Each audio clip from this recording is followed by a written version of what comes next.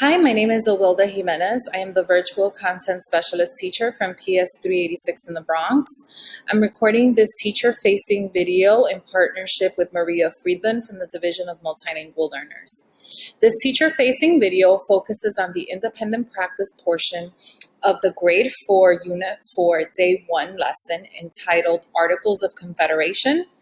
Our focus question is, what were the challenges of creating a new nation? And our lesson objective is to explore the Articles of Confederation in order to infer why these articles were effective for 13 separate colonies and ineffective for one United States. Just as a reminder, there's a link in this lesson to this resource that outlines the strengths and weaknesses of the Articles of Confederation. It's important that we as teachers read this to get an understanding of what were the strengths and weaknesses, and also so we can assess students' responses and guide discussions if necessary so that students reach these understandings.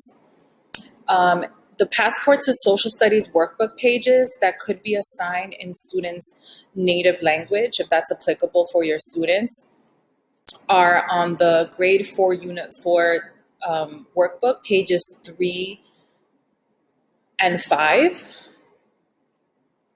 And as always, it's to support students' understanding of grade level content.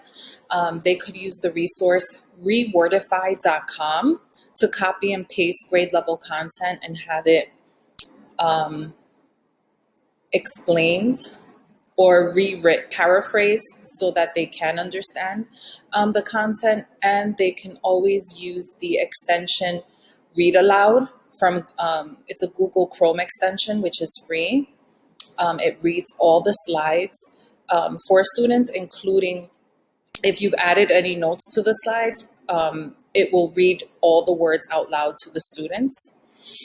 For the independent practice portion of the lesson, it would be helpful for students to work in heterogeneous groups because they're going to analyze a few articles from the Articles of Confederation. And for each slide, students have to discuss what is the central or main idea of each article. Why do you think the leaders of the 13 colonies created these articles as rules and laws to live by?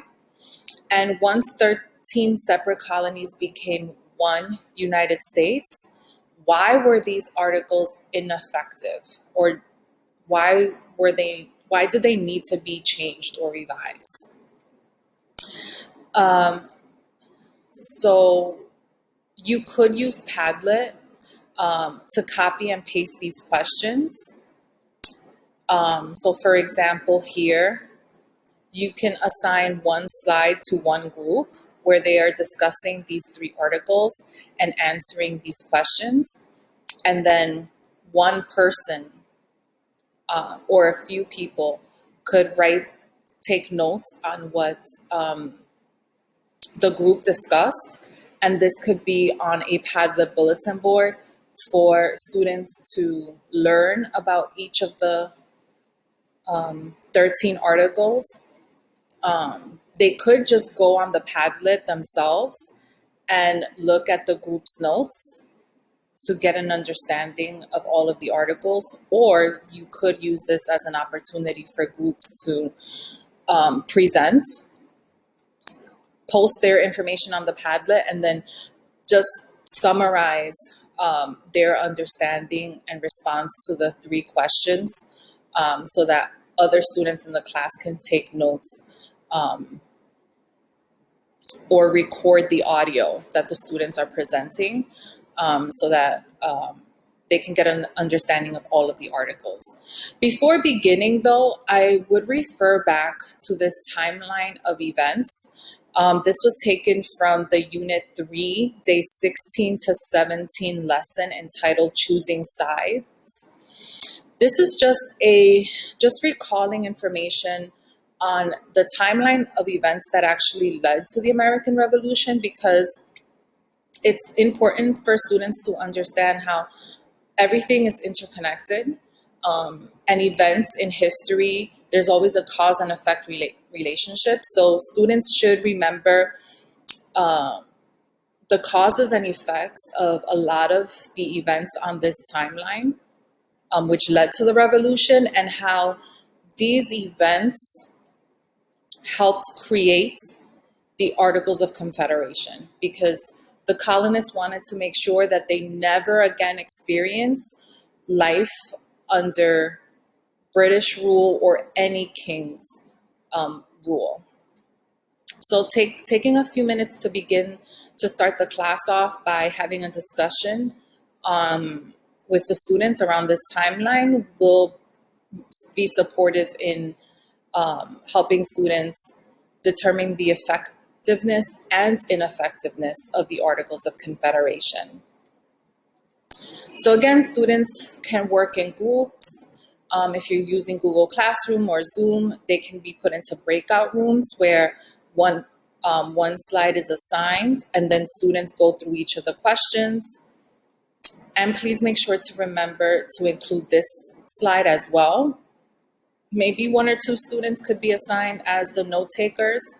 That's up to you. Whatever discussion protocol you use in your school to help facilitate discussions and note taking, you can use that.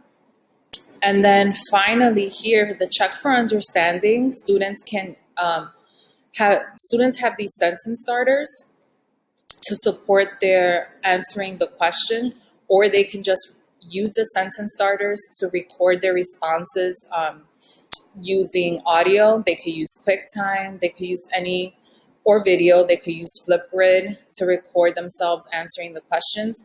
But they have to be reflective based on listening to all the groups and having an understanding of all the Articles of Confederation.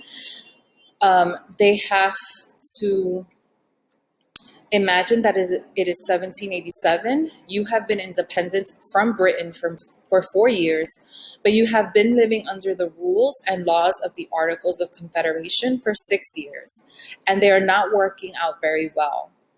You have been invited to represent New York State at a convention to change these rules and laws. How would you change them? What parts of the Articles of Confederation would you want to keep or get rid of, and why? Students don't have to write about all of the Articles of Confederation, but you might want to set some kind of parameters where they have to talk about any 3 or 4 from the presentations that were made, or the slides that are on the Padlet. They have to choose one slide to focus on and discuss which they would change and why, or how would they revise or improve the Articles of Confederation. And again, you could use this resource that's linked in the teacher's notes section of this lesson to assess during presentations and during the check for understanding. Are students talking about some of these strengths and weaknesses? Thank you.